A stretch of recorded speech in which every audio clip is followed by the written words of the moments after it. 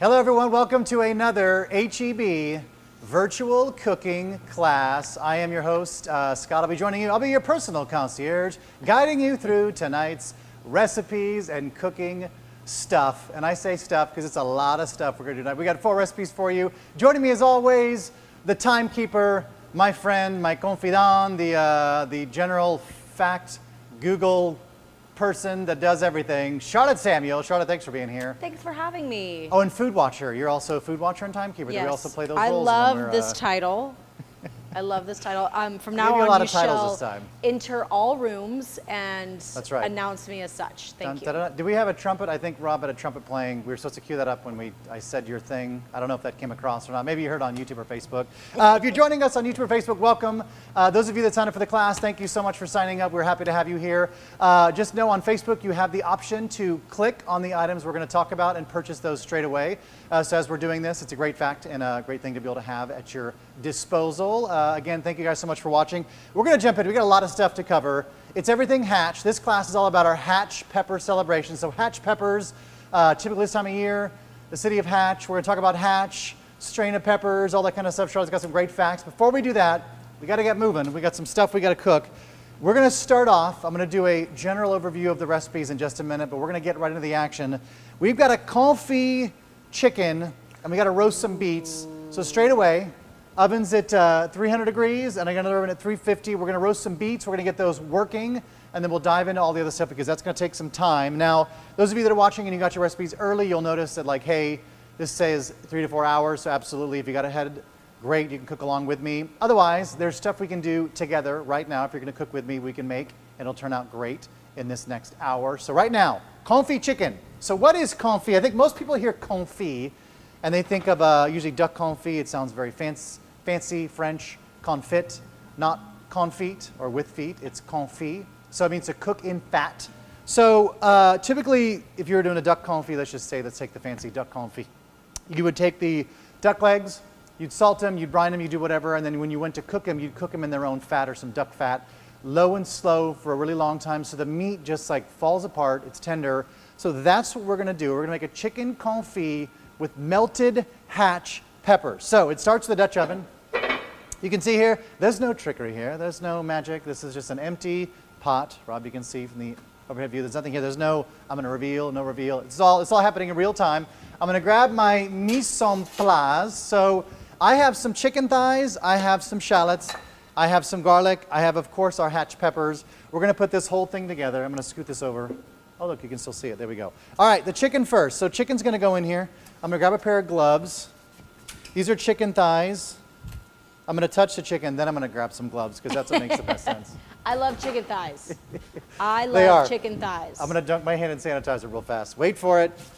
All right, chicken thighs are great. So if you have chicken breast, you're saying to yourself, hey Scott, all I have is the same amount of poundage of chicken breast. Can I use it? Yes, absolutely. You can absolutely use your chicken breast. However, I will tell you that the chicken thighs do a little bit better in this application, cooked for a long amount of time. Now, the chicken breasts are still gonna stay as tender and as juicy because you are submerging them in fat to cook them.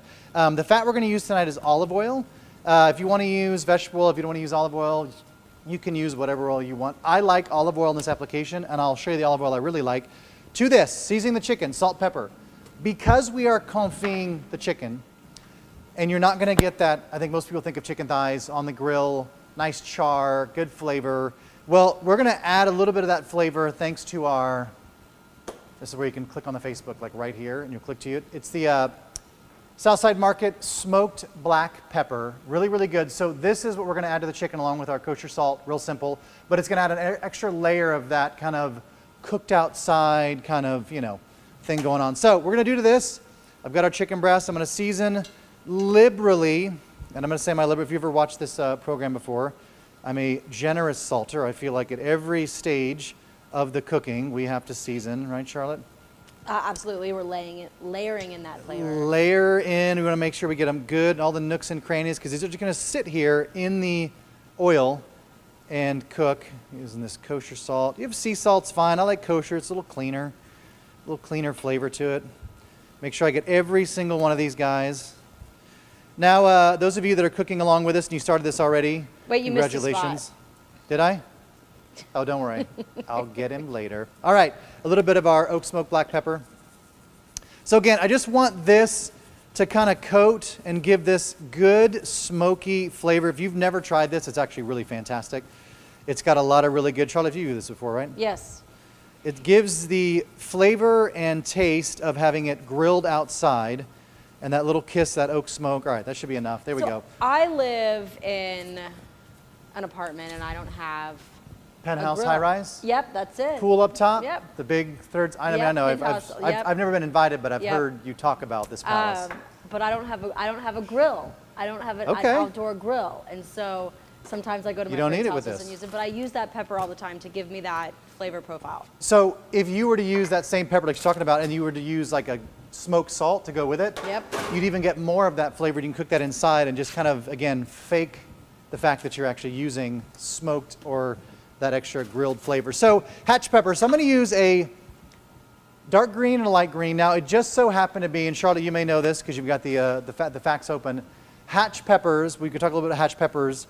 These are really good because one is mild, one is spicy. So I'm going to kind of give a little bit of push and pull with this, and I'm just going to gently chop these. Will you talk a little bit about the hatch pepper and why it's called hatch? What is hatch? Yes, what distinguishes? I will. What makes a season of hatch? Okay, so hatch harvesting happens in August, right? Okay. So here are all the hatch peppers, and the reason why so a hatch pepper is very similar to an Anaheim pepper, or is an Anaheim pepper. Yep. But the reason why it is called a hatch pepper is because this pepper comes from Hatch, New Mexico. Hatch, New Mexico. It's kind of like champagne, right? Sparkling wine comes from all over France, but champagne comes specifically from certain region. Yes, exactly, right? The DOP thing, right? That like destination of. Very similar, right? And they have a huge chili festival every year. Sometimes you can actually see the peppers. They'll be called New Mexican green chilies, yep, Hatch peppers, Anaheim peppers. So the city of Hatch, I believe, has like under 3,000 like permanent residents, but every year during the hatch season, it goes up to like 30 or 40,000 people visit it. So it's really kind of cool. Great pepper. So I've got about a cup of garlic in there, full garlic cloves, trust me. I've got about 6 or 7 little sprigs of fresh thyme here.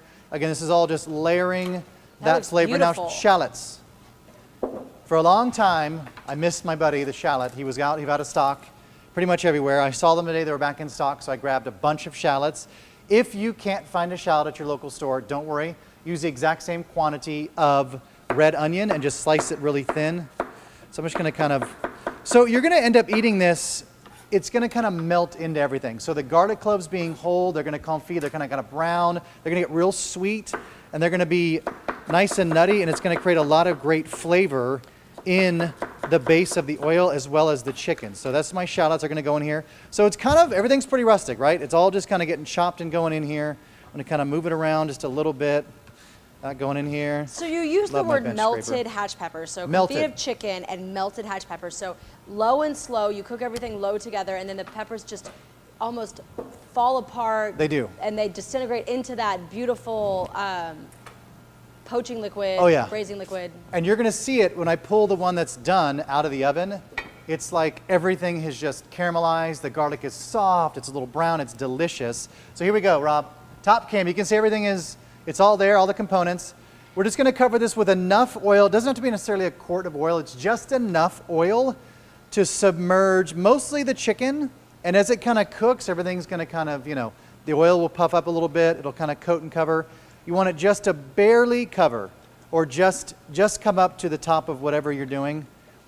So a lot of olive oil. If you don't want to use olive oil, you can always use like a vegetable oil. I like the flavor of olive oil because then you can reuse the oil when it's done. So you can refrigerate some of the oil once you strain it out from the juice, and you can use this to saute your eggs in the morning. So imagine all that flavor, the chicken fat or that schmaltz, you get the shallots, the garlic, the thyme, all that good stuff. So that's plenty of olive oil for this.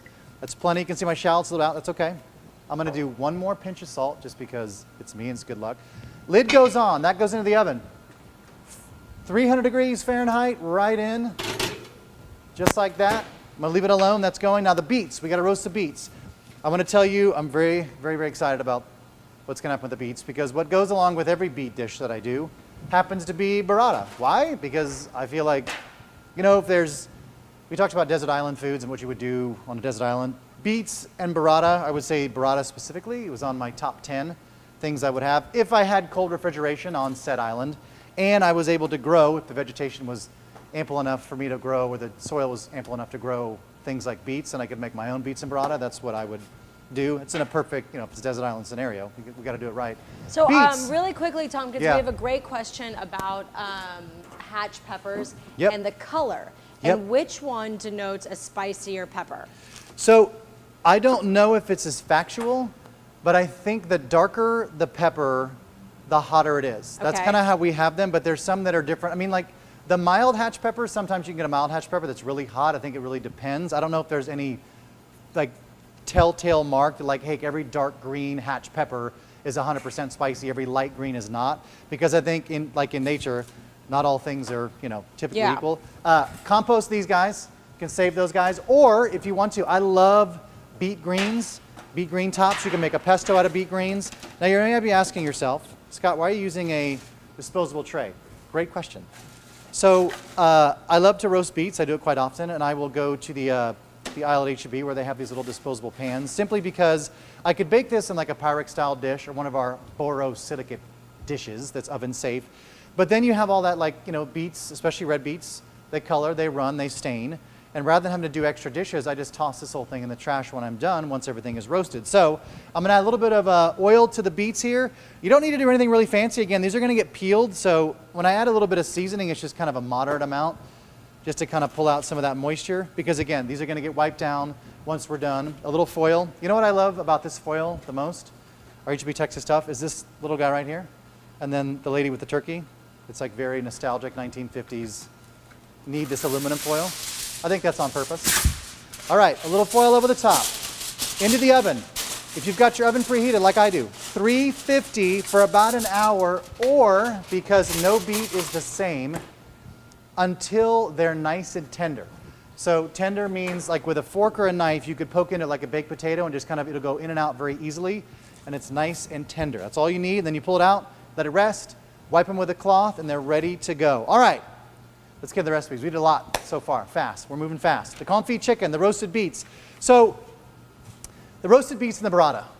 To go with a dish like this, we've done this a couple times. I think it's probably because Charlotte and I are big fans of beets and burrata. So the burrata cheese, I want to show you burrata, mostly because number one, I'm hungry, but number two, I want to show you the pillow of deliciousness. So why would this be a desert island food for you, Scott? Let me show you why. So imagine you take the fresh mozzarella, okay, which we have here, and then you were to make a little circle with it, and then you were to fill that circle of mozzarella with the curd and the cream, this heavy cream and this curd, and then you were to fold the cheese around that, you would have this little pocket. Oh, I don't want to rip it. Ooh, careful now. You got to be very gentle with these, very gentle.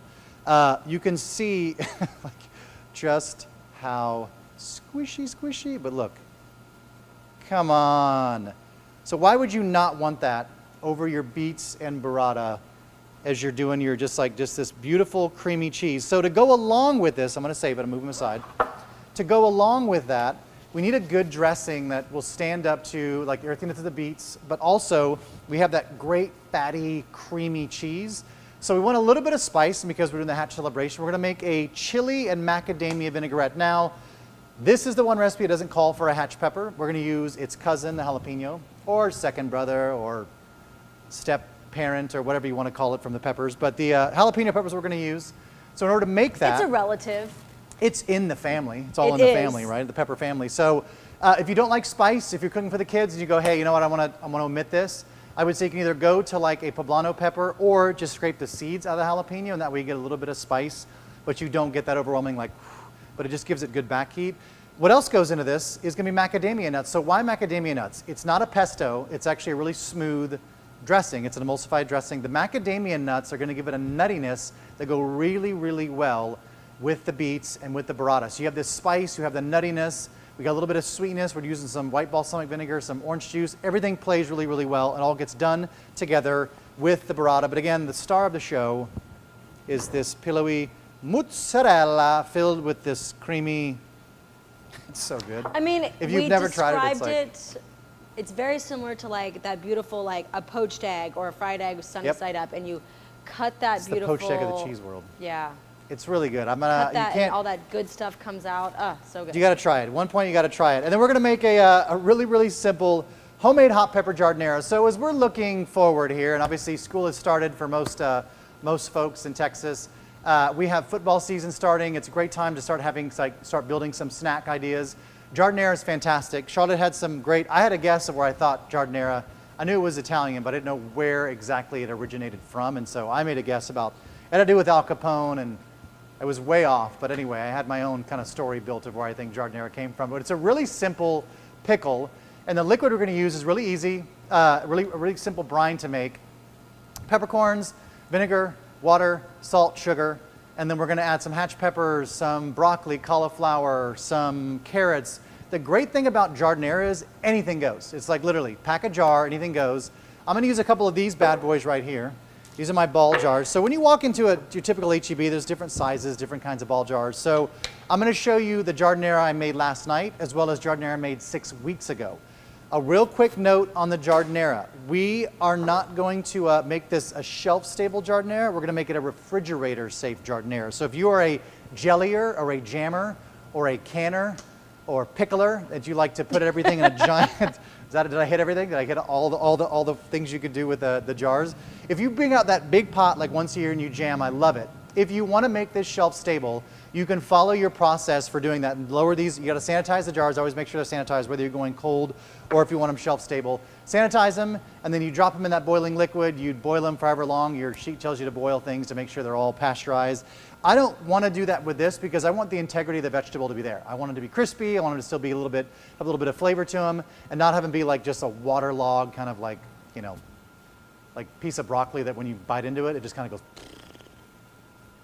I get it. You know what I mean? Like you don't want the gas to go out of it. So I want it to be nice and crispy, and so that way, and I want you to see this, as you go to if you're doing your football Sundays or whatever, you have your vegetable crudité dish that you probably got at H-E-B with the ranch dressing in the middle. Well, when you go to eat the broccoli on its own, you're like, man, nobody ate it because we're out of ranch. Well, what if you made the giardiniera spread instead of that with the same ranch dressing, and then as you were eating it, you're like, wow, this is amazing on its own. Then you dip the ranch dressing in it, it's even more, takes over the top. Or just use the ranch dressing for other household uses. Eating it, spackling it, covering up holes in the wall like I do, whatever you want to use your ranch dressing for. So anyway, that's that. It's really simple. We're going to make that as well. The last thing we're going to do is a hatch. I have to be careful because Charlotte's not a fan of this one, so we're going to tread lightly on it, and we're going to explain it, what it is. An embered hatch chili and sweet corn gazpacho. So gazpacho originated in Spain. Charlotte gave me we were doing the rehearsal, she gave me a lot of facts on gazpacho. Charlotte's not a huge fan of gazpacho. Charlotte, true or false?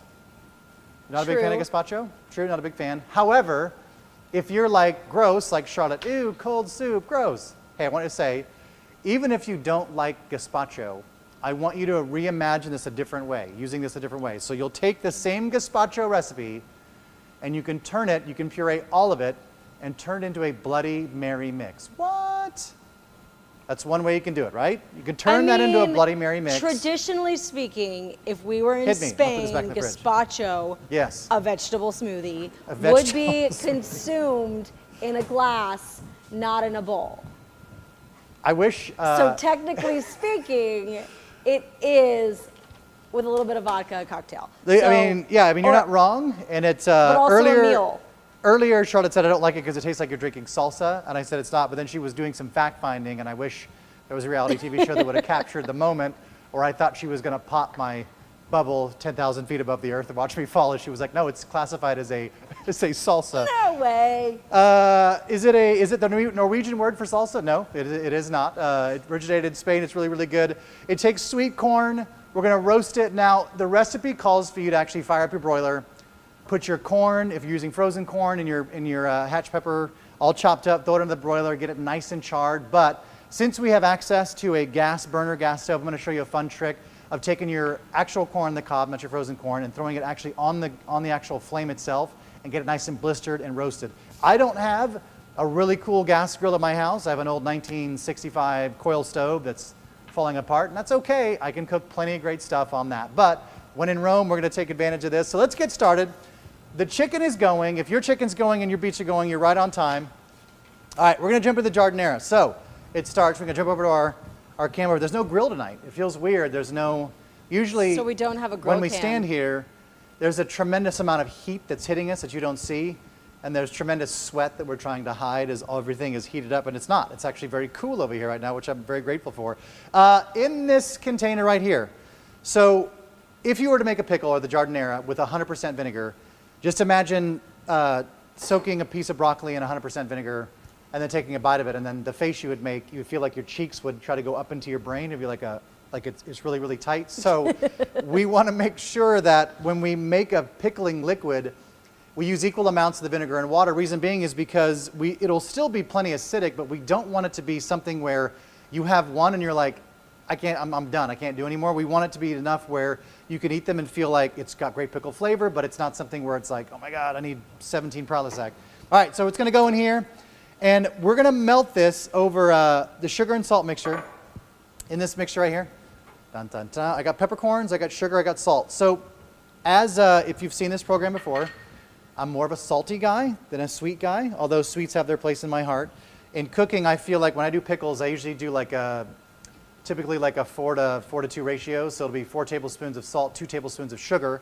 But if you're like my friend Charlotte, and you go, hey, I like a more sweet or like kind of more bread and butter pickle, you can always do them equally, and you can Hey, go. Tompkins, yeah.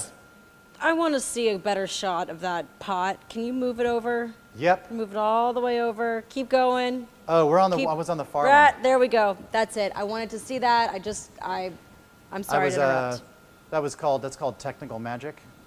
It's also called not paying attention in rehearsal the first time. All right, so I have in here our pickling liquid. Oh wait, now, me? Was I not paying attention? I did. Did he just No, call me out? that was a very gentle jab at myself. That was a very. This doesn't need to boil. We don't need to go to like 212 degrees. That'd be like a rapid boil. All we're wanting to do is just dissolve the salt and sugar. Once they're dissolved, which will happen, like it'll be kind of like a low simmer, just cut the heat off, let it sit. And then once that's done, we want to pickle while the liquid is still hot. Not boiling hot right off the stove, but just let it sit for about 5 minutes to where it's still steaming, but not like, burn yourself super hot. Just moderately hot. All right, I'm gonna grab my vegetables because we're gonna build the jars here. So Giardiniera originates from Italy. Italy. It was made famous here in the United States in Chicago. Was it Al Capone? Was that close? No, but it was trying to be typically served as a condiment with like a roast beef, like a Chicago-style roast beef sandwich. But Giardiniera is the feminine noun for gardener in Italian. It's a family show, Charlotte. Is it what you're about to say? Family? So Giardiniera just means gardener in Italian, and typically this was made to this condiment or item was made to just preserve vegetables from the garden, so to keep them through the winter. Yeah, I love that. That's a great use. So right here we have now, if you want to, you work on your knife skills, get a head of broccoli, get a head of cauliflower, get some carrots, cut them into sticks. But our friends at H-E-B and the friendly produce department have done all the stuff for you. We have everything ready to go, steamable in the bags. I'm just going to jam as much as I can into these jars. That's the name of the game when you're making Giardiniera. Now, I'm going to do, I happen to have it on good authority that Charlotte's not a huge garlic fan. I don't know this will fit into these 3 jars. In rehearsal, I did it in 2 pint jars, and the recipe calls for 2 pint jars, so I know it works in that. But I'm going to use these because I saw them, and I was like, you know what? Those are kind of cool. And at first, I was like, oh, how great is this? I'm going to put them in my fridge, and I'll be able to stack them, and they'll be like perfect. But then I was like, it doesn't stack. So these will be uniformed, like little back right in front of yourself. Like little toy soldiers right in front of one another on the shelf, and that's okay. It makes it easy to get the fork in there. They're short and squatty. You can get the fork in there without having to get like your fingers all messed up. Exactly. Everybody's done this, right? The pickles, like everybody's been using it. The liquid's still in there. I'm one of those people that I pour out the liquid.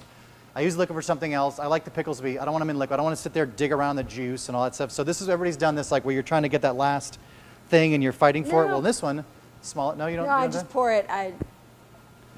I like to struggle more than Charlotte does, apparently. So I like to fight for my food when I can. All right, so a clove of garlic is going in each. If you want more, just add more garlic if you want to. I just give it a little crush because I want all that stuff to release. Now, some of these, you're going to see, that some of these are giant heads of broccoli and cauliflower. So if you need to, you're just going to jam these in there. I don't know if these carrot sticks are going to work. Does it matter the size of the, like, can they be big florets, or is it okay? It can. It totally, this is like literally, just imagine, like, I think the Giardiniera, you shouldn't really make it small. It should be like big pieces of stuff that you can just kind of eat and just hold on to like an appetizer. So I'm going to do a couple, oh, look, they do fit. Whew. That was a real, I was really nervous in rehearsal. I was like, this is probably not going to work. I'm going to jam these in there. Why? Because I need as much volume as I can from this. So it's just, the game is just kind of stuff in there, whatever size jar you're using, just jam in the vegetables. And the more vegetables I can get in here, the less juice is going to be required, actually, because of that, the volume game. That makes sense. Are you a big fan of carrots? You like carrots? I love carrots, and Okay. I love pickled carrots. I'll make one that's a little bit, oh, you know what I forgot to add in here? Hatch The peppers. pepper, I was about to say. So I'll do I'm going to go real thin here. And I'm going to do just a few on the sides. There we go. All right, just a few in here on the side. Again, all that flavor. The hatch flavor in this, it's so good. All right. Don't rub your eyes, Squeeze. man. Oh, you mean Don't rub your eyes. like so? All right, a few hatch peppers in there, a few hatch peppers in here. Again, if you want to cut them long ways, the ones I made a little earlier that I'll show you later, I made kind of into planks because they were bigger jars. It doesn't really matter how you want to do it, however you want to cut them. But this will add a lot of great flavor to this Giardiniera compost bin over there. All right, next one. Here we go. What do you want, all broccoli? No, I want cauliflower and carrots, please. Cauliflower and carrots. We'll do it. Fine, we'll do it your way. Oh, Cauliflower. I thought you were asking me what kind of I did ask you. custom Giardiniera Carrots, I wanted. cauliflower, carrot sticks. This one may have been a better call for the baby carrots, but literally, don't be scared to just force these guys in there. They'll go. You just force them in there. All right. Look how pretty This those carrot- look. You know what these would be great for? What's that? Holiday gift baskets. Holiday gift baskets. There you Edible go. gift giving. Already, I haven't even put the vinegar in here, and all I smell is like incredible garlic and pepper flavor. It smells really, really good. All right, more carrots. Is it okay that I put a little bit of broccoli in there? Yeah, man, that's totally cool. All right. I mean, I don't want to spoil this is your Giardiniera anyway. I want to make sure I got it. All right, I'm boiling over here on the stove. Turn that off. Ooh, that looks pretty. It gets a little darker. So let me try and add some more. I'm going to add some more broccoli. I'm sorry, I'm doing it. If you're not a broccoli fan, You know what? it's okay. I'm going to be okay. Now let's see if I have enough brine to cover all of these. I'm going to jab one piece of green in that guy. And you know what I think I'm going to do, Charlotte, with all this? I'm going to actually top it with some more spicy hatch pepper. I want mine extra spicy. So I'm going to go real thin here. How thin do we want them? Pretty paper thin. You know what's interesting is different cuisines, like all over the world, have some version of a pickled so good. vegetable like condiment. Yeah, I mean, number one, it's not hard to make. I mean, this has taken all of, I don't know, 5-6 minutes to bring this to a boil. Now, yes, do I have a 70,000 BTU stove at my disposal? Sure I do. At home, would my little stove do this? Probably not. That's okay. All right. Ball jars are notoriously strong, but I'm also going to do this because this could make for good TV if they crack and pour everywhere. So, I just got a hit of that vinegar. Clear your sinuses. Cleared my lungs. All right, so this is where you would have a funnel if you wanted to. You could strain out all the peppercorns. I love the way the peppercorns look in the actual Giardiniera, so I leave them in. Otherwise, you could just strain this whole thing out. We're just going to fill these guys up. Nice and look at that easy. shot. Ooh, keep going, keep going, keep going. So the reason why, again, we added a lot of that stuff is so we could try to minimize the amount of liquid we need. Boop. All the way to the top. Don't go too far. Nah. Still pretty hot. There we go. All right. I may have shot myself in the foot with these peppers here. All right. I love the peppercorns going in there. All that great pepper flavor. Uh-oh, I may be short, Charlotte. Look at those Maybe bubbles short. coming up. Ooh, Maybe perfect. Short. Maybe short. Maybe short. Perfect. No, you got this. Look at that steam. I may have to put more dough. We're close. You know what? I'm gonna make it fit. Here's what we're gonna do. I'm gonna add some more pepper on the side. We're just gonna jam some volume. It. Gotcha. Jam some more I see volume what you're doing in there. here, and I like it. That one's Squeeze gonna it. be spicy like the surface of the sun. How many Scoville units do you think are in that? I happen to know that. I can actually tell you. Okay.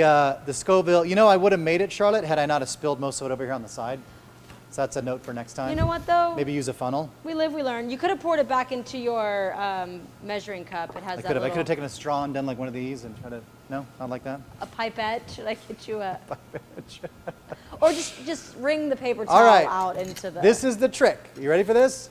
So we're gonna put the lid on, and you're gonna put the lid on almost to where you're gonna start to really crank down on it, but you're just gonna turn it enough to where it's like, okay, I'm turning it, it feels tight. You're gonna flip it over. Make sure it doesn't leak when you flip it over, otherwise you can tighten a little more. The next one, same thing. Lid on, just to where it starts to tighten, flip it over. Same thing with this guy, and this guy's missing a little vinegar, and that's okay. Tighten it just where it's flip it over. You're gonna store these in the refrigerator. This is what's gonna happen. So as it's upside down, typically, if you're gonna can, if you're a canner, jammer, pickler, what is it? What did I say was the other thing? Yes, that one. Yeah. If you're one of those and you have the big pot and you want to make this shelf stable again, this is where you would boil and it would kind of, the air inside would release and it would be sealed.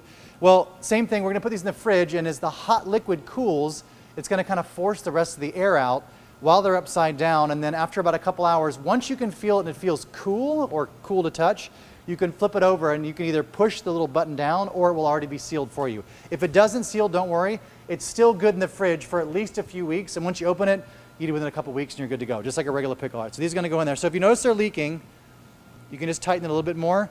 If this makes you nervous, it makes me nervous too. You can always put them in a little sheet pan or a small little tray just to catch anything in case it were to come out. But I'm not worried about these guys, they should be fine. So these are going right to the fridge, and they're gonna sit and hang out. And when they're done, I'll just show you the ones that are done. So look at these bad boys. Now, these ball jars, obviously different than the ones I bought. You know, you gotta get inspired, you gotta get what you need to get. All right, so here they are. So these were the same ones. So you can see, these are all sealed. So this one is about 6 weeks old. It's been sitting in there. You can see the peppers, the carrots, everything a little bit different. This guy was also different. No, this is 6 weeks old. This is the 6 week old. These are the ones I made last night. So you can see the difference. I made this big jar, so you can see I cut the peppers. There's no right or wrong way to do it. Doesn't matter how you do it. Just get it in there, pour the brine on, let it sit. We're gonna plate these guys I made yesterday today with our dish. All right, let me do a little quick cleanup here. All right. Everything good so far? I'm here for the Giardiniera. That looks fantastic. For the Giardiniera. I came for the pickles. Oh. All right, Giardiniera. So we're gonna do Gazpacho in a second. I'm gonna do kind of the Gazpacho and the vinaigrette kind of in the same way, same time. Okay. All right. So first of all, we need to char some peppers, and I'm gonna use the appropriate camera angle right here on the first burner. So the recipe for the Gazpacho calls for some corn, just throw in a sheet pan with some diced hatch chili peppers, and then roast them on the broiler, get them nice and caramelized, nice and dark. The darker you go, the better the flavor overall, just 100% better. So because it's summer, because we have this, you can use the fresh ears of corn. I'm gonna use the intensely sweet, and because, again, I have this giant stove over here, I'm gonna show you a trick I like to do. If you have a gas oven, I'm very envious, simply because I like to burn corn right on the flame. How do you do that? I'll move over and I'll show you. All right, I got the hatch peppers. Both are gonna get charred, so if you're firing up the grill, you can do the same thing on the grill. You can throw these right on the grill, have them go, get them nice and charred. But instead, I'm gonna do this. I'm gonna do my corn right in the flame. Yep, right on the fire. Same thing with my peppers here, roasting pepper. Have you ever roasted peppers straight on the fire? I can literally just add them just right like that. I'm just gonna watch them. Yep. I'm gonna grab one of my little throwaway pans here. So hatch peppers have a waxy, thick skin, very similar to a poblano pepper. So it's sort of, when they're raw, it's not super enjoyable to eat, but when you roast them, it softens that skin. But also, when you fire roast the pepper, it gets a really beautiful, like, just a natural smoke flavor. It enhances this natural smoke flavor. Very similar to the way you talked about the eggplant. When you fire roasted eggplant, it has this beautiful smoke note to it. The Mediterranean class we did, there's no smoky flavor added. It's literally the eggplant itself that's getting charred and smoked. So here's the corn. So you see what I mean? It's not just catching on fire. It's just getting nice and charred. That's all we're doing. This is just a faster way to get this charred. The peppers here. Now, if you're one of those people that keeps like a little fryer on your table, if you have a little fryer that's a little deep fat fryer that you like to use often, you can also fry the peppers. I would not fry the corn, but you can fry the peppers, submerge them in the oil, get them nice in there. It'll do the same thing. It'll blister up the outside of the skin, and then you pretty much take them out when they're ready to go, when they're nice and soft. These guys, again, I'm just right in the fire. This is like the kind of stuff you could throw these right in your coals if you wanted to. I like the charred flavor. I like that burnt note.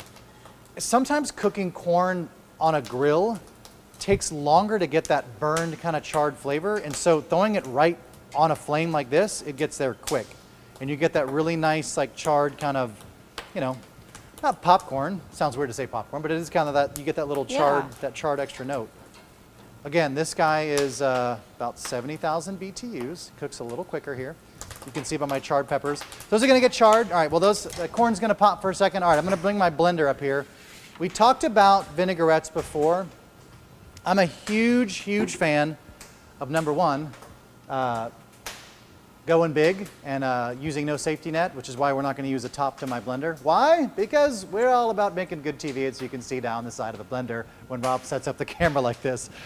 You do not need a beast such as this to make this vinaigrette or any vinaigrette. Typically the vinaigrette I make at home or will use on anything, whether I'm making a gazpacho, is a little $12 Oster blender. Like straight up, we sell them at HEB and literally mine is so old and has so many problems, like I can pick up the base and it like goes, I can hear like little pieces rattling around. It's $12. When it finally quits, I'll just get another one. But this guy, since we have it, we had the HPs, we're gonna use the HPs. Check your peppers in your corn. Checking my peppers in my corn, I can smell it. I want them nice and, oh yeah, come on, look at that. So they're gonna get nice and blistered. Now, Charlotte, question for you on the peppers and the corn.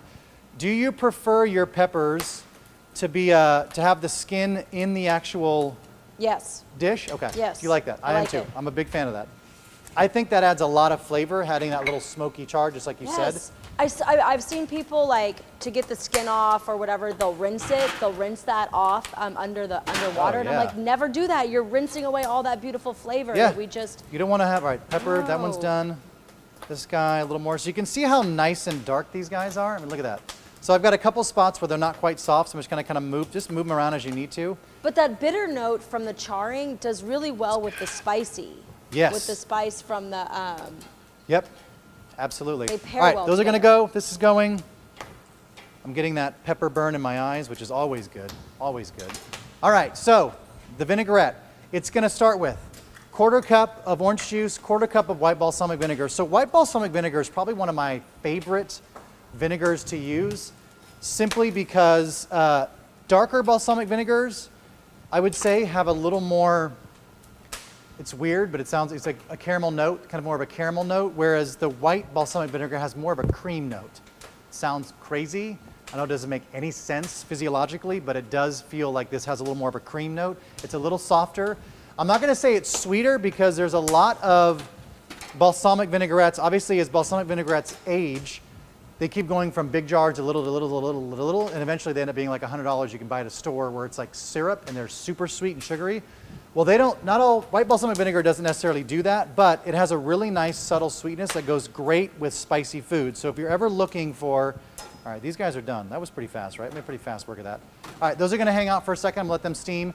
Typically, it smells like fall in here. It kind of does, right? It smells so good. Typically, you would cover that with foil and kind of let them steam, but I'm not so much worried about it because I am gonna actually add the charred flavor to the actual gazpacho itself. Okay, so I've got my 1/4 cup. So the white balsamic vinegar, again, 1/4 cup. And just so you know, when I write recipes for vinaigrettes, I write them so that you have extra, because you're gonna wanna use these over and over again, and they'll store for at least a week in the fridge. Use them over and over and over again. I usually make one once a week, and I use it all week until it's gone. So really quickly, not to interrupt, but totally to interrupt. We have a question on Facebook. So would you remove the seeds? for this recipe? For the vinaigrette? Yes. Yes. But I'm going to show you the whole pepper, or unless you want. Well, I'll just do. No, I'll take the seeds out. So basically, if you wanted it depends to on who be you're cooking less, for. yeah. Who you're cooking for. So if you've got kids, I would definitely say take the seeds out, unless they like. I've seen kids eat jalapenos straight out of tacos, so I'm not going to say that kids don't like spice. They definitely do. It depends on your particular kids. But I'll just show you. If I'm going to seed this guy, I'm going to take my jalapeno, cut it right in half. I'm going to kind of just slowly take this little rib out, and then whatever seeds are there, just kind of scrape those guys out, and that should be good. If you wanted to, you could rinse this under water. However, whatever capsaicin is there may probably stick, because capsaicin is pretty resistant to, like, when you ever know if you've had really hot food and you go to take a drink of water, it just kind of stays and moves it around. So it doesn't always do that, but I would say if you just scrape it out and give it maybe a little bit of a rinse, it may help get some of the extra spice out of there. You could skip this step, but honestly, it's so good. It's so good like this, just with the pepper flavor in here. I'm going to be really, really smart, put it into my glove hand so that I don't get, because later on when the peppers are getting to me, I won't go, holy cow. Why are my eyes burning, Charlotte? All right, peppers go in. Macadamia nuts, about 1/3 of a cup. I don't crush them. You can if you want to. Again, the macadamia nuts is a real key to why this is so good. Buttery. It's buttery. Again, it's not going to make it like it's not going to at all make it like a pesto. You may think to yourself, like, as you're doing it with nuts or whatever in a vinaigrette, it's going to make it real chunky. It's going to emulsify beautifully. It's just going to give us an extra little bit of that oomph that we need. And the macadamia nuts, again, if you're not a fan of macadamia nuts, I promise you, you will be after this, because we're blending everything so nicely. All right, this is my trick with doing honey. If everybody's ever done honey in a tablespoon, whenever they go, hey, a recipe calls for 1 tablespoon of honey, and you pour the honey in, you go, I have to get in there or dig it out, or when I pour it in, I'm only getting a 1/2 teaspoon. I'm going to show you a little hack for this. So a little nonstick spray, so a little quick nonstick spray splash. This is going to get 2 tablespoons of honey. Smarty, that's smart. And then slowly, because I refrigerated the honey, it's going to come out. Watch this. We're going to do it. We're just going to do this a little bit faster. You know, sometimes, Charlotte, I'm my own worst enemy. All right, here we go. We're going to throw that honey in here. This is the mesquite honey. And Charlotte, you talked about, from Mexico, the uniqueness of this honey. All right, Yeah, so the Cold bees, the hives are strategically placed near mesquite groves, you see how and easy that came they utilize exclusively the pollen of the mesquite tree blossom. Yeah. I refrigerated it. Why did I do that? Look at this. It's like caramel sauce. I Holy keep having this image of you and your giant hand, like shoving it in the pickle jar and getting it stuck. Like, that's this image that I have of you. And I'm like, man. It's happened. Well, that's why I'm smart with my jars I use when I pickle. All right, so much easier to get the honey out. You can see how much is left. Not a lot. It just, if I stayed there, it would all come out. A tablespoon of Dijon mustard. Now, why Dijon mustard? Great question. The Dijon it helps emulsify everything. It also gives a lot of extra flavor. And Charlotte and I had this conversation earlier. At what point should have sprayed it more, huh? For more nonstick spray to get the mustard out that time. Reason why I use Dijon mustard instead of yellow mustard, it depends on the application. So for really spicy or like very citrusy vinaigrettes, you could always use the yellow mustard, because yellow mustard has, typically it's vinegar, it's the mustard seeds, it's turmeric powder, and it's kind of ground up. Dijon mustard has the seeds, it has the white wine, it has some other spices, it's got the turmeric, it's got all that stuff, but it just has a little more depth of flavor. So depending on your application, I typically usually will 98%. Okay, we're gonna play a game. I'm gonna Yep. say a food item, and you tell me yellow mustard or Dijon. Okay? Okay, Hot I dog. like this game. Yep. Dijon? On a hot dog? Okay, this game's over. Could you not? This You're game's gonna over. shame me for doing Dijon on my hot dog? It'd be really good. No way, that's fancy. I've actually never done that. I would do yellow mustard, but Yeah. I've actually, now that I said Dijon, I'm kind of intrigued as to what the Dijon would be like. As we're playing the game, I'm gonna chop up my shallots here. So about 1/4 cup of my shallots are gonna go into this. I think we talked about the global shortage of shallots. Did we not talk about that? Did I talk a about couple that? of classes ago. The global I shortage, the remember. shallots are back. I happened to find them. I took a lot of shallots because I did miss them desperately. If you were not able to find shallots, don't worry about it. You can always use the same exact amount of red onion. It'll work just fine. I just love the subtle sweetness of the shallot. All right, what else am I missing in this? What am I missing in here? I got the I got everything else. I got the acid. I'm about to put in the, that's it. I got the orange juice, I got the shallot, I got the jalapeno, I got it all in here. Yep. All right. And I got no seeds in my jalapeno.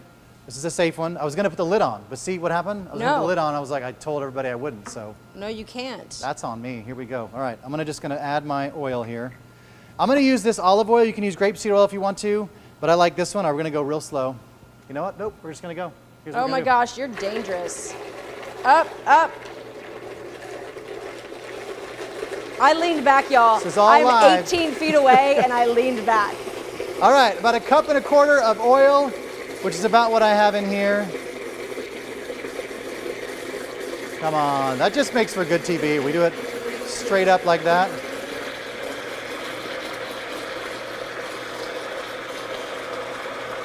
Look at that vortex.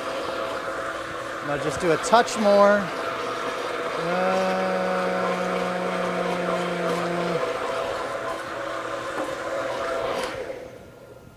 Ooh la la. That wasn't too bad. I don't think we had I didn't get anything on the camera. I don't think, Rob. I think we're good. I'm going to taste it. Now, what you did not see me add, which is weird for me, is I didn't add any salt I yet. was about to say. Yeah. So Don't think I didn't notice. could you use the pickling liquid to make from the Giardiniera to make vegetables? I mean, to make vinaigrettes? Yes, all day long. Okay. So, holy cow. The macadamia is so good. This is a sweeter dressing. I don't want to go crazy with salt. I'm just going to add enough. I'm actually going to do a little more oil in this. I think I'm a little bit shy. Not from the empty one, though, I can tell you that. And then we're going to... Perfect. So just enough salt to kind of taste everything and wake it up. But again, we want this to be a little on the sweeter side. And eventually it's going to, I did get oil all over my paper though, that happened. Before I do this, we're gonna switch blender tops. This is gonna go into a bowl here. I have a little bowl for this guy. The dressing goes in here. This is where you would buy your, I like to keep things in squeeze bottles. You could pour a squeeze bottle full, keep it in your fridge, let it sit. Or one of those ball jars. Or a ball jar, exactly, also would work. Now, I made one earlier. The great thing about every vinaigrette is you can make them in advance, right? So any vinaigrette you have, you could definitely make in advance. This is what happens when you don't have the salsa. tops. You're making salsa. The salsa. It's not a salsa, Charlotte. And what are these black latex things on top of my quart containers? They would be gloves. They'd be latex gloves because I couldn't find tops that would fit this. You would think in our test kitchens I could find a top that fit, but even here, we don't always have what we need, and that's okay. If I could tell you right now how much of that like macadamia butteriness is stuck with me with the char, it's so good. I'm really looking forward to that. All right, now on to Charlotte's favorite thing, the gazpacho. It's not a salsa, it's a gazpacho. Trust me. Vegetable smoothie. It's vegetable. You know what I should have brought? I have a special bottle of vodka for when things go wrong. With Charlotte, I feel like I had that, but I should have just made the thing right now and given her the 2 shots of vodka. And that way I could have appeased the salsa conversation. By all intents and purposes, a It's Bloody true. Mary is in fact a meal too. So technically, like... It is. Well, especially the way they serve them now, right? It's got a Yeah. whole like salad bar with it. Or like the burger, where it's got the burger and the bacon pieces whole and all that piece of stuff on there. Like that's the way. Chicken leg. All right, into my blender. So the great thing about this recipe is we're going to do half is going to get blended and half is going to be that chunky parts that are going to be really, really nice. The corn and the hatch are going to get chopped up. They're going to get added and kind of folded in afterward. What's going in here? We have 100% HEB vegetable juice, which is, again, the base to your Bloody Mary. Could be this or your gazpacho. That's the vegetable juice. I got about 3 cups in there, and I'm going to add exactly half of the peppers and half of the cucumbers. Again, if you look at this, if we were to look at it as a Bloody Mary, think about the fact that we're adding a lot of great flavor to this. We've got cucumbers, we've got peppers, all that great flavor, garlic, red wine vinegar. If you cannot find sherry vinegar, don't worry about it. I couldn't find it either. Just use red wine vinegar is completely acceptable. If you have champagne vinegar, you could always use champagne vinegar. Could you use the vinegar from your Giardiniera? Yes, you asked me that, and I glazed right over it because I was in another stream of consciousness, Charlotte. Yes. I like to use the pickling liquid from Giardiniera or anything. Typically, when I say I pour mine out so I can eat just the vegetables and not have anything else in the way when I go to grab it, because I don't want that pickle juice on my fingers every time I reach in to grab a bite. I pour it out, and I will use that in a vinaigrette because imagine that brine has sat with the cauliflower, the broccoli, whatever the vegetable is, the garlic, and has flavored that to make this really flavorful liquid or really flavorful vinegar. So there are some hallmarks or fundamentals of gazpacho. So it needs to have a vinegar, right? So it needs some of that tangy, we got our red wine vinegar, the zing zang kind of thing going on. That's exactly what it does. Bring it up. And a really good, and that it brightens up the vegetables, right? And then it needs a solid olive oil, right? Exactly, which is what I'm going to add to this. This gets about a cup of olive oil, the whole thing. We're going to add half a cup now, and then we're going to kind of fold in a half a cup later. I want to see that really great fat. That we talked earlier a little bit about, Charlotte and I were talking about like the origins of gazpacho being in Spain and the salmorejo, which it comes from, which is like tomato and olive oil. It's so good. That good olive oil. I also love to serve my gazpacho with yogurt, like Greek yogurt, like a real big dollop of Greek yogurt in the middle. That's just me. All right, should we? How much dill did you put in there? That was I put it about an entire package. You can put a little less if you want to. I just did a good handle of the dill. Now I'm also going to add in some fresh dill at the end because that's my preference, is to kind of garnish a little bit of fresh dill. But yeah, about a container. For dill, you don't really want to use too much of the woody stems. A little more here. I've got the super blender, so it'll blend up basically a car battery. But you can use these kind of stems on a normal blender. I would take out. You just want to use more I would say the tender stems. Same thing with like rosemary, thyme. Those ones you just want to use the leaves on those. But dill, mint, you can use some of the tender stems. Do I dare? You bet I do. Let's go. Okay, here we go, y'all. Because. Okay. This is the vegetable Hang smoothie. on to your hat, Rob. It's working. It's working. It wants to bubble and shoot. It's frothing. Oh, please go all over it. Please, please. It's like a wave pool. It's like, oh, what's going to happen? Oh, what's going to happen? All right, a little bit just to get it nice and smooth. Doesn't have to be completely smooth. Come on. Da, da, da, da. Bam. We did it. We did it. We were nervous. I was nervous. I had a backup. I had a fire extinguisher for no reason other than to maybe it could just cover the mess with a fire extinguisher and make it look like a big fiasco. All right, this is done. Vegetables, our remaining vegetables are going to go in. This is so to me, I don't look at this as Bloody Mary or salsa. I look at this as it's hot. It is the right time to have a cold soup. I know some people think it's weird to have a cold soup, but it's so refreshing. Come on, Charlotte. And the olive oil I said I was going to add to it to emulsify it. I'm just going to add it right in here and stir it in because I love the olive oil. And it's about a cup of the olive oil right over come on, look at that. Beautiful. Stir it in because I want those beautiful flecks of the olive oil. I'm going to hit it with salt and pepper. This is definitely one where you want to be heavy on the salt and pepper. So the red wine vinegar brings everything up, right? It's going to take all the flavors because we had a little bit of acid in the vegetable juice, but not a ton. So this is just going to really kind of wake everything else up. I think I want to use a metal spoon or a spatula. Maybe I'll just use this. I mean, here we go. All right. So we're going to just kind of fold this in. So now, as in everything, our vinaigrette, our gazpacho, all this stuff, it needs to kind of set up. So give us a little bit of time to kind of sit together because, again, we need to let these, when you first meet somebody, you've got some walls up, you're talking, it's very, very chitty chatty, it's kind of surface stuff, it's, hey, small talk, and then the longer you sit, the more you get to know somebody, the more the walls come down. Same thing with our vinaigrette and our gazpacho here is we want them to really blend. We want the salt and the pepper to really blend. This is where I'm going to add my fresh dill. But where's did you forget about the corn and the hatch? No, I'm going to add them in a second. I got worried, Chef. I didn't mean to doubt you. It's still cooling. I'm looking at it over there. It's still cooling. I got a little bit concerned. I want to add my fresh dill. And I'm going to finish with the hatch and the corn. I'm going to reserve a little bit of corn because I want to have, that was probably maybe a teaspoon or a large tablespoon. All right, this is this. Everything is pretty much ready to go. We're about to plate everything up. Here we go. We're going to plate this right now. Charlotte, you said it should be drank with a cup. Yes, typically gazpacho is served in a glass, no spoon. I like that. So I'll have mine in a shot glass. Gonna just come down the corn here, peel it off, I'm gonna do 2 of these stalks of corn here. That looks beautiful. It's nice and charred. Again, all this is just extra added flavor. I kind of move this around a little bit. It'll kind of get stirred up. It's a good amount of corn. So all this, so if this bothers you, you see how I can just scrape this off? I don't know if, Rob, you're on the top cam, but you can kind of see that little really bad good boy. on that red So corn. you can see we can scrape some of that off. I don't mind some of the char. Some of the bigger pieces I'll pull off.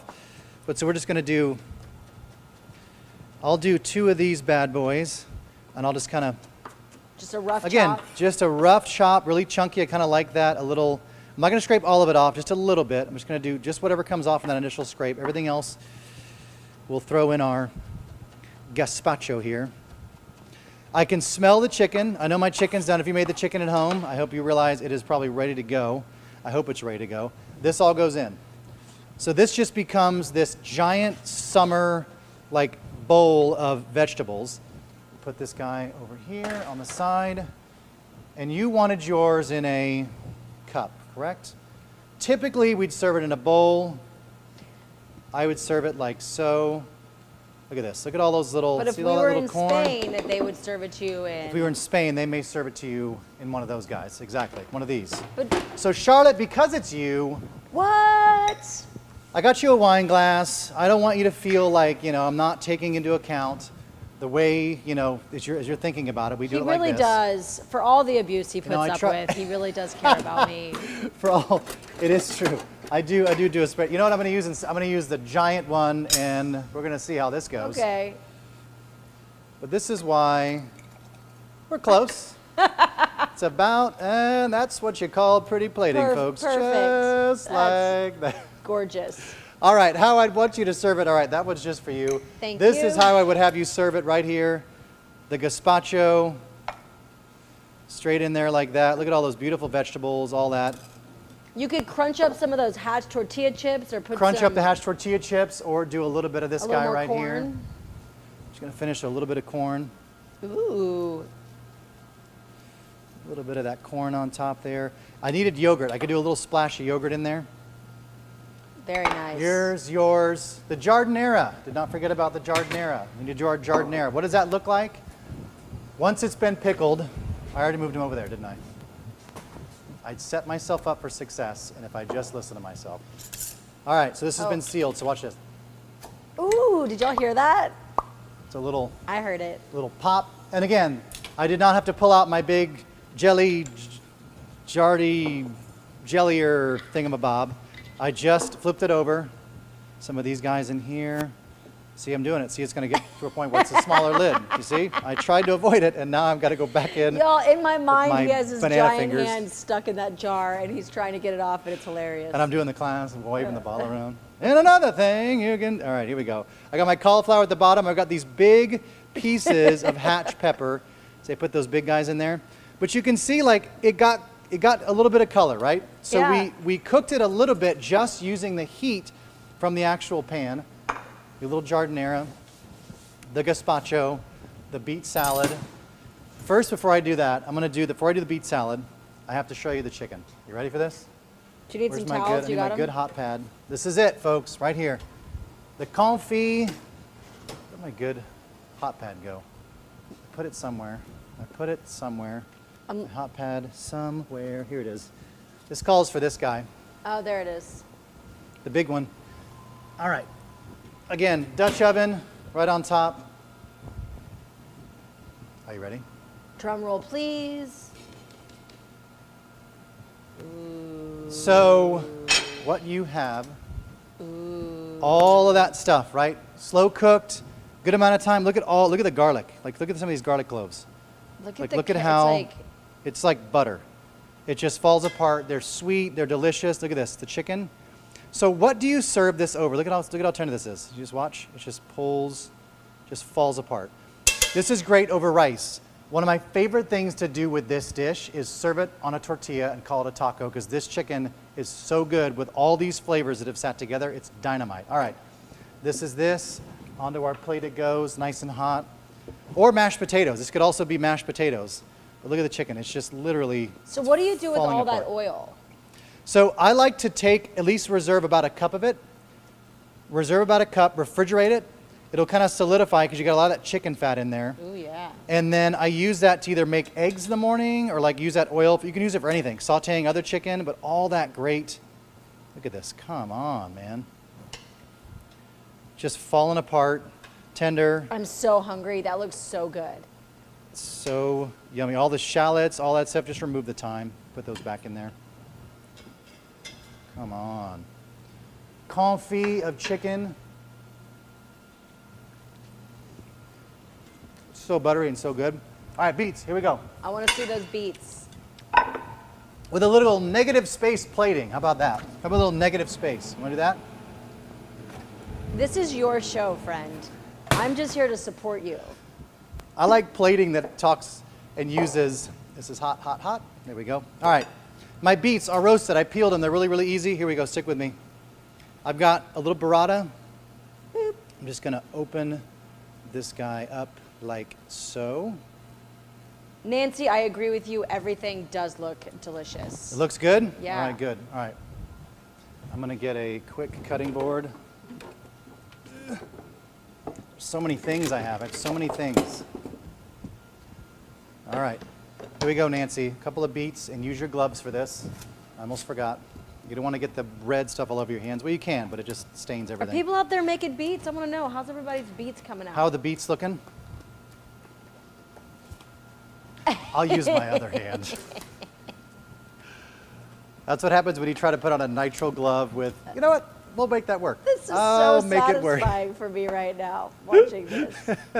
Is it when you're You got when the plenty heat of hits your time. hands? Don't rush it. Dry your hand off and get your hand in the glove. I got You're time. good. Look at this. Okay. This is this. I don't think people don't like to watch that. I my mean, little. It's like I've got junior hands and giant gloves. All right. You are one of the funniest people I've ever met in my I'm entire telling life. you. You know, sometimes you just hope they work right, and it doesn't always work right. All right, my beets. We're gonna throw these guys over here. One goes backward, one goes forward, one goes backward, one goes forward. Kind of move these guys around here.